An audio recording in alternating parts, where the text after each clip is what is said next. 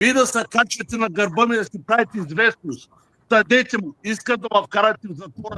Преди да съм влязъл, ще дойда, ще го прегръза гърлата и тъй ще вляза с кеф, ще ме лежа на един крак. 10-20 години ще ме изкарам. Никакъв проблем. В Европа, в Европейски за кеф. Аз съм лежал за такива букуци, ще лежа пак. Никакъв проблем. Няма гледайте! Свинокодоста! Ще те изпърша, да знаеш. Обари се сега на холандската полиция. Ще дойда след половин час от вас. Разбрали ма? А що да правите? Ама се запали. Бидон. Бидон с брадавица. Пълен слайна. Разбрали ма? Няма да те оставя. 6 месеца имам живот. Ще ги посветя, ще жат всичките до един там.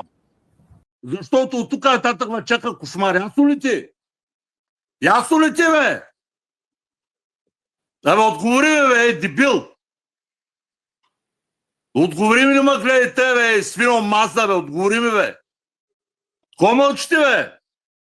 Травестите! Знам, бе, адрес, телефон и всичко, номера на вратата ти знам, бе, мършо! Знаеш кога ще ме спрат? С куршум! Вкарайте му затвора, ще лежа година, 2-3 за закани. После ко правим? После ко правим, те питам, после ко правим? Излизам, аз ще живея денонощно с твоя сурат, с децата ти, с жената, с мъжа ти, с всички ти мърч там наоколо, с племенника ти, с всички. Докато не ме взем, няма да оставя. Дано да умра в затвора, защото иначе ви умирате. Ясно ли ти? Запиши го и го дай на холандските власти да го чуят много добре. Вие ме предизвиквате. Тия мърши, хората са в болницата. Не дай се, Боже, молете са всичките тук. Този човек да оживее.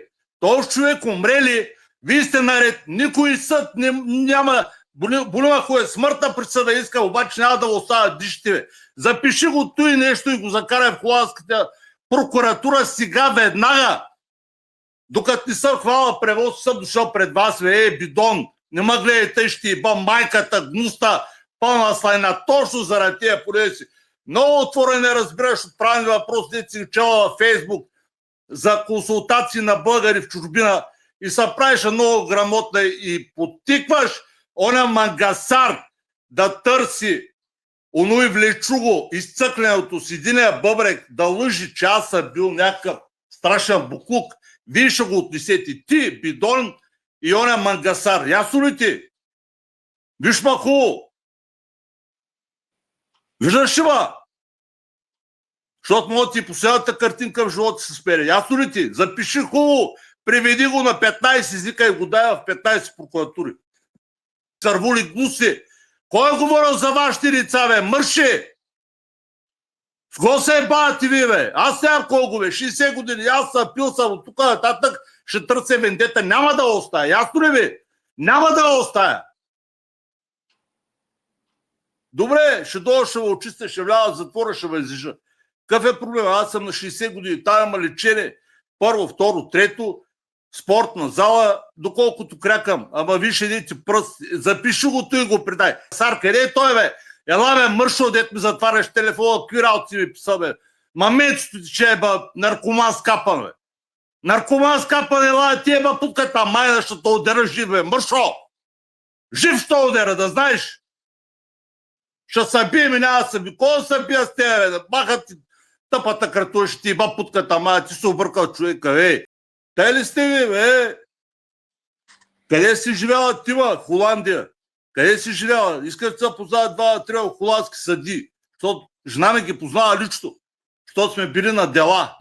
Те са били във Франция на дела. Тя е младши прокурор. Младши прокурор. Мога да те запозная си. Да ти обясни какви са законите във Франция и в Европа. С твоите. Аз ще го направя, там ще видят на едно място. На кое място е? Бидон слайна, на кое място? Ще видиш едно друго място. Кажи нещо, бе, бидон. Кой мъкна там? Кой ме гледаш, бе? Нали много разбираш? Ай, кажи ми нещо. Конкретно. Кажи ми нещо, бе. Кажи ми, бе. Аз не съм от величие. Аз нямам нищо общо с величие. Питайте Тодор Исаев. Аз съм антирусофил. Аз не обичам русофилите. Аз съм русофоб. Нямам нищо общо ни с Величи, ни с Ивелин Михайлов, ни с Киро Брейк. На всичкото отгоре пък ще ви кажа, че то с Косматия там деца прави много интересен, главното куче, играе партия с Киро Брейк. Да ви кажа, днеска приказах си по телефон. И му казах, Киро, тези двамата се заминават. Кои двамата? Дебеля от Англия и Косматия Мангасар от Австрия. И Киро му вика, чакай, Венко ми е приятел, Венко моят човек не го госте, не го закачи. Дебеля да заминава, другия госте. Викам, чакай, бе, вие не сте ли скарани противоположности, не са плюскате заедно, какви сте си интриги, бе. Аз на тебе ти имам доверие, ти си приятел с този, който ма плюи, ти сигурно ти му подаваш тези неща, той те да ма плюи. Ко правите ви, бе? Къде сте ви? Измамници. Кажете ми нещо, бе.